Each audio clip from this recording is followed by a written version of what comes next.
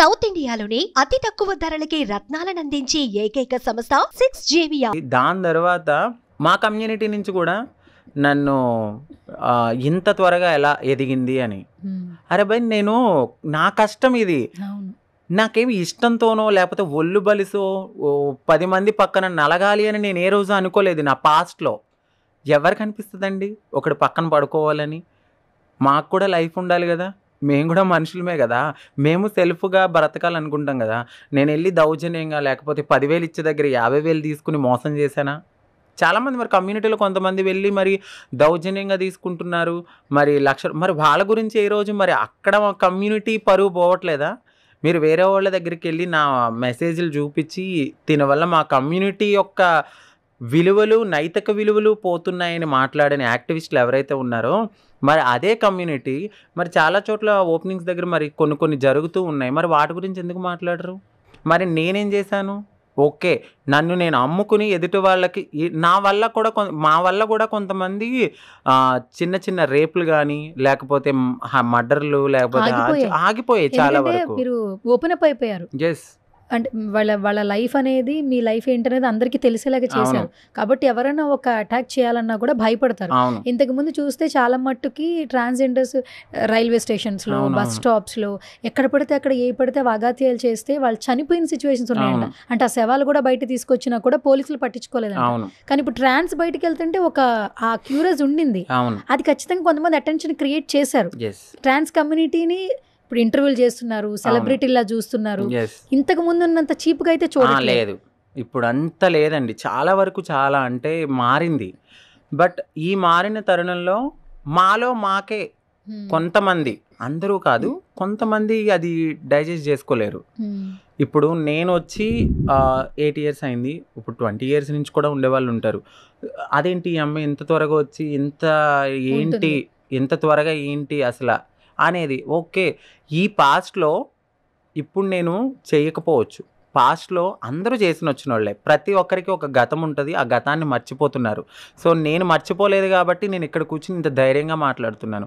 ఎందుకంటే ఈరోజు నువ్వు నా మీద రాయేసావు, ఆ రాయి నాకు తగిలింది కాబట్టి నేను ఇంత పెయిన్తో మాట్లాడుతున్నాను. నా కమ్యూనిటీ నాకు సపోర్ట్ ఉంది 100%. ఎందుకంటే ఎవరు కూడా ఒకరి కింద నలిగిపోవాలనో లేకపోతే ఒకరి కింద చెయ్యి చాచాలనో ఏ కమ్యూనిటీ అనుకోరు. ఒక ప్లాట్ఫామ్ దొరకక అదే నువ్వు ఒక ప్లాట్ఫామ్ ఇచ్చి చూడు, 100% మమ్మల్ని మేము ప్రూవ్ చేసుకుంటాం. సో ఆ ప్లాట్ఫామ్ వచ్చే తరుణంలో కూడా కొంతమంది కమ్యూనిటీ వాళ్ళు వెనక్కి లాగేసే వాళ్ళు ఉంటారు. మరి ఇంకా ఎక్కడ నువ్వు కమ్యూనిటీకి ఏం చేస్తున్నావు, యాక్టివిస్ట్ అని చెప్తారు కొంతమంది. మీరు మా కమ్యూనిటీకి మేము ఎంత సపోర్ట్ చేస్తున్నామంటారు. సరే, ఈ పాప వెళ్ళడం వల్ల ఇంకొంతమందికి హెల్ప్ అవుతుందని ఆలోచించాలి. అలా ఆలోచించకుండా వెనక్కి లాగేయడం అనేది నాకు నచ్చలేదు. మన బిగ్ బాస్ షోకే అనుకోండి, నేనే ఉన్నాను. నువ్వు వెళ్ళావు, విజువల్స్ వచ్చాయి కానీ చూస్తే హౌస్ లో లేవు, ఏంటి అసలు ఏం జరిగింది? సో ఇది నేను కంపల్సరీ మాట్లాడాల్సిన విషయం. నేను బాగానే నా లైఫ్లో అన్నీ చూశాను. ఎవరైతే ఇప్పుడు నా మీద ఎలిగేషన్ వేశారో ఆ యాక్టివిస్టు, సో ఆ యాక్టివిస్టే నన్ను చాలా బాగా సపోర్ట్ చేశారు. ఇంత చిన్న ఏజ్లో ఇంత పైకి ఎలా వచ్చావు, అసలు మేము హ్యాపీగా ఫీల్ అవుతున్నాం, నువ్వు ఒక ఇన్స్పిరేషన్ అన్నవాళ్ళు. ఈరోజు మా కమ్యూనిటీ పరువు పోయేలాగా ఉంది, తనని తీసుకోవద్దని నువ్వు ఎంత పెద్ద స్టేట్మెంట్ ఇచ్చావో, సో ఆ స్టేట్మెంట్కి ముందు నువ్వు నన్ను ఎంత పొగిడావో ఆలోచించు. ఇక్కడే నీకు 2 షేడ్స్ ఉన్నాయి.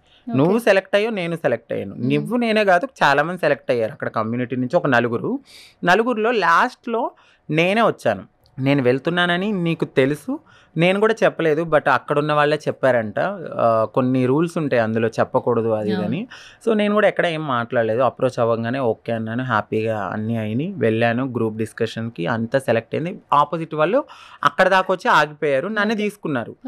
నేను అగ్ని పరీక్ష, నన్ను ఆల్మోస్ట్ నేను బిగ్ బాస్కే కన్ఫర్మ్ అయ్యాను, హౌస్కే కన్ఫర్మ్ అయిన దాన్ని.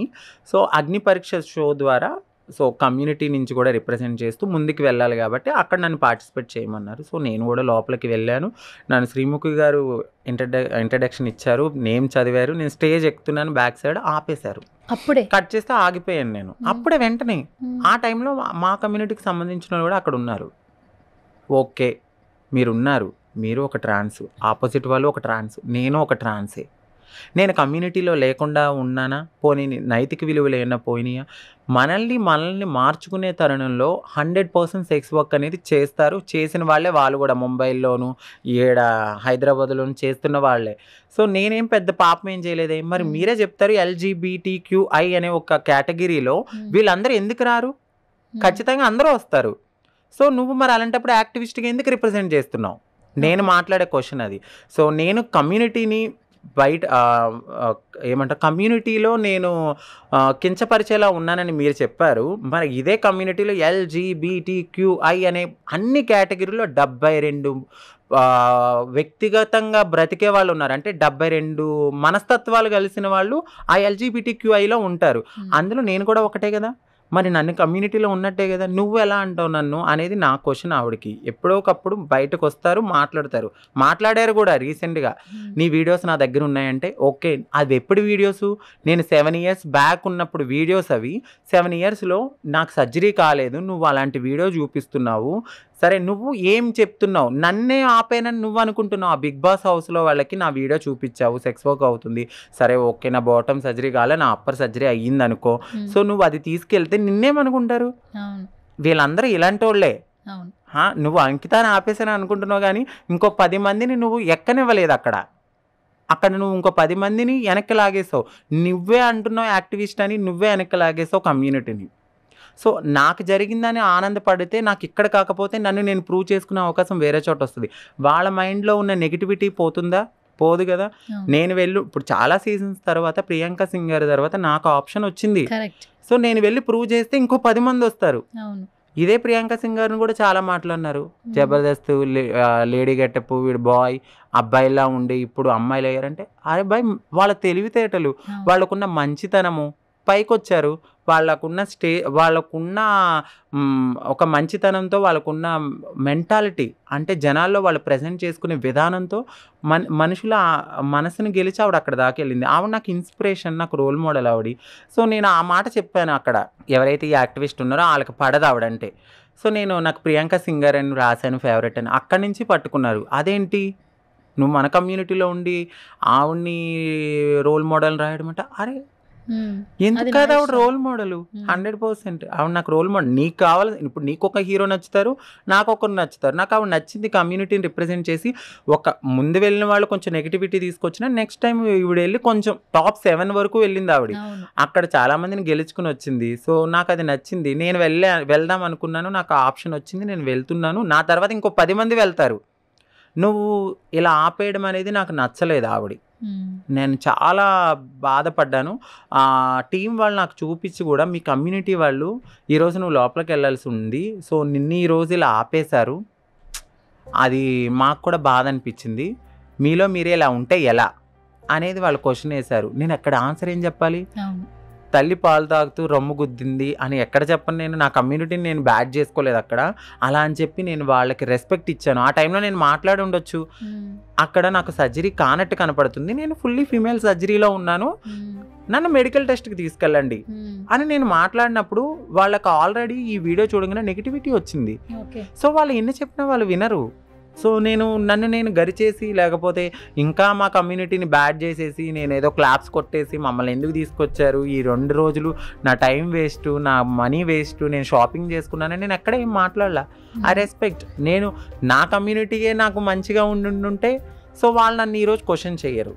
సో, మాలో తప్పు ఉంది, అందుకని చెప్పి నేను అది యాక్సెప్ట్ చేసి ఓకే లీవ్ ఇట్, ఇది ఒక్కటే నాకు కాదు, ఈ ఒక్క షోతో నేనేమి రాత్రికి స్టార్ అయిపోను కదా. నాలో ఉన్న పట్టుదల డెఫినెట్లీ ఏదో ఒక రోజు వాళ్ళ నుంచే కానీ లేకపోతే ఇంకేదైనా మంచి ఆపర్చునిటీ కానీ వస్తుంది. లీవ్ దెమ్ అని చెప్పి నేను లీవ్ చేశాను. బాధపడుతూ వచ్చాను. దాని తర్వాత నన్ను చాలామంది క్వశ్చన్స్ వేశారు కింద, మీరు వెళ్ళారా, మీకు ఏమైంది, ఎందుకు మీరు టాలెంట్ లేక వచ్చేసారా అన్నప్పుడు నేను అది తీసుకోలేకపోయాను. సో, ఓకే నేను ఇలా వెళ్ళానండి, నా కమ్యూనిటీ వాళ్ళు వెనక్కలాగారు, షో తప్పైతే లేదు, నిజం చెప్తున్నాను. షో వచ్చి 100% జెన్యూన్, ఇది నేనైతే యాక్సెప్ట్ చేస్తా. వాళ్ళు జెన్యూన్గానే ప్రతి ఒక్కరితోనూ మంచిగానే ఉన్నారు. అక్కడ స్టాఫ్ కానీ యూనిట్ కానీ అందరినీ బాగా రిసీవ్ చేసుకుంటారు. సో, వాళ్ళకి ఎక్కడో ఈ నెగిటివిటీని తీసుకోలేకపోయారు కాబట్టి నేను షోని ఎక్కడ నేను తప్పుగా మాట్లాడను. ఎందుకంటే అది 10 మందికి హెల్ప్ చేసే షో అని నేను ఫీల్ అవుతాను. దట్టు నువ్వు ఎవరితో అప్రోచ్ అయ్యి నాకు వెళ్ళాలని చెప్పలా, ఆ అవకాశం నిన్ను వెతుక్కుని ఎస్ వచ్చింది. ఎస్ అది ఫస్ట్ ఆఫ్ ఆల్ నీ స్ట్రెంగ్త్. ఎస్ అందుకే నువ్వు చాలా ఈజీగా ఉండగలిగావు. ఒకవేళ షో తప్పు కాదు, పర్సన్స్ తప్పు. ఎస్ అది